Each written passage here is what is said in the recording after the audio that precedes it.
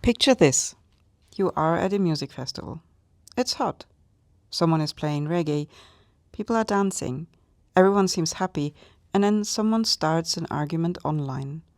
Because someone is wearing dreadlocks. Or a kimono. Or an indigenous-inspired pattern. And suddenly no one is talking about music anymore. Everybody is talking about cultural appropriation. Welcome to Room for Colors. I'm Tina, art historian, creativity educator, and someone who has spent a large part of her life living in countries that weren't her own.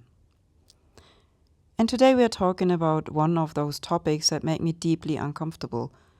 Not because I think it's unimportant, but because I honestly struggle with it. And maybe that's where we should start. When people talk about cultural appropriation, they usually mean this: taking elements from another culture without understanding them, respecting them, or acknowledging where they come from, often in a situation where one group historically had more power than the other. And I understand that concern. Actually, I understand it very well, because history is full of examples where powerful countries took things from less powerful ones. Not just objects, ideas, stories, knowledge, art, entire cultures. And we've spent the last 3 episodes talking about exactly that. Colonialism wasn't cultural exchange, it was often extraction. Taking, controlling, profiting. So when people say that we should think about where things come from, I agree. That's a reasonable question. But here is where I start struggling, because humans have also borrowed from each other forever, all the time, everywhere. Food, language, music, fashion, religion, art.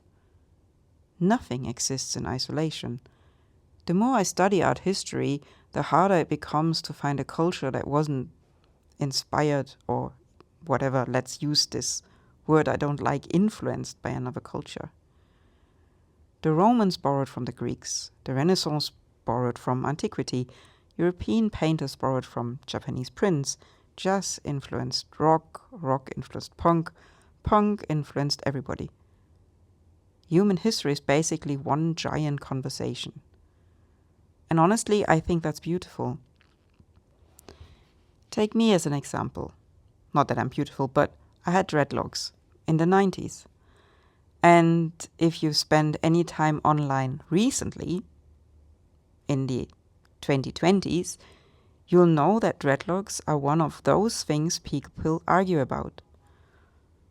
For me, they had absolutely nothing to do with trying to be somebody else, nothing to do with pretending to belong to another culture. For me, they were rebellion. Bob Marley, reggae, questioning authority, not fitting in. That's what they meant to me. And that's where I start seeing how complicated these conversations can become, because symbols don't always mean the same thing to everyone. And we didn't have internet. I just had this idea. I had television, and I wanted to have dreadlocks, because Bob Marley had them. The same hairstyle can carry different histories, different meanings, and different emotions, depends on who's wearing it.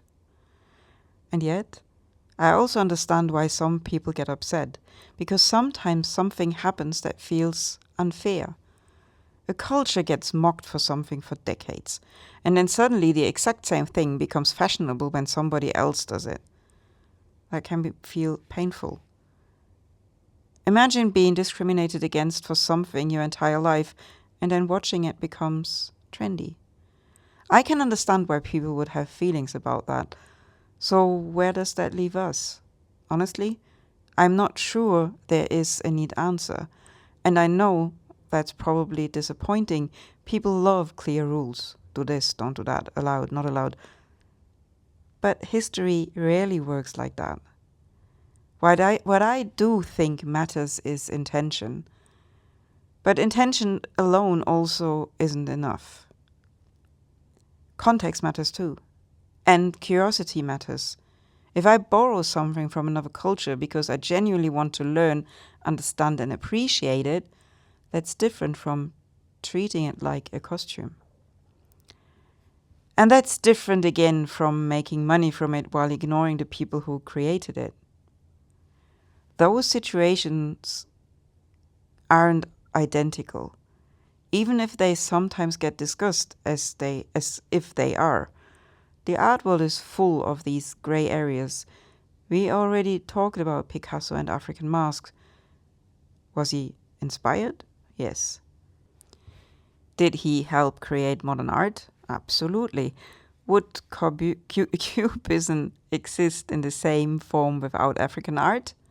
Probably not. Did African artists receive the same recognition? No. And that's where things become uncomfortable. Because both statements can be true at the same time. I think that's what I keep coming back to. The world is messy. History is messy. People are messy. And maybe cultural appropriation is one of those topics where we are often trying to force a simple answer onto a complicated reality. What worries me is when the conversation becomes so strict that people become afraid of engaging with other cultures altogether. Because I don't think isolation is the answer. I don't want a world where everybody stays inside their own cultural lane. I don't think that's how humans work. And honestly, I don't think that's how creativity works either. Art grows through encounters, through inspiration, through exchange, through curiosity.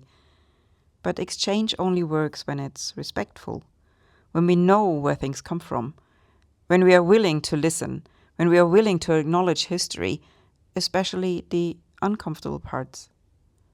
So perhaps the question isn't, am I allowed to do this? Maybe the better question is, do I understand where it comes from? Am I treating it with respect? And am I willing to listen if someone tells me there's a history here that I didn't know about? Because cultural exchange has given us some of the most beautiful things humanity has ever created. But history also teaches us that exchange and exploitation are not the same thing. And understanding the difference is probably the most important part of this entire conversation. Well, and next week we are leaving the abstract behind. We are talking about something very concrete, the Benin bronzes. Objects that were taken during a military raid more than a century ago, objects that are still sitting in museums today. And we'll ask a question that sounds simple, but turns out not to be. What happens when somebody wants them back? Looking forward to hear your opinion on this. Take care.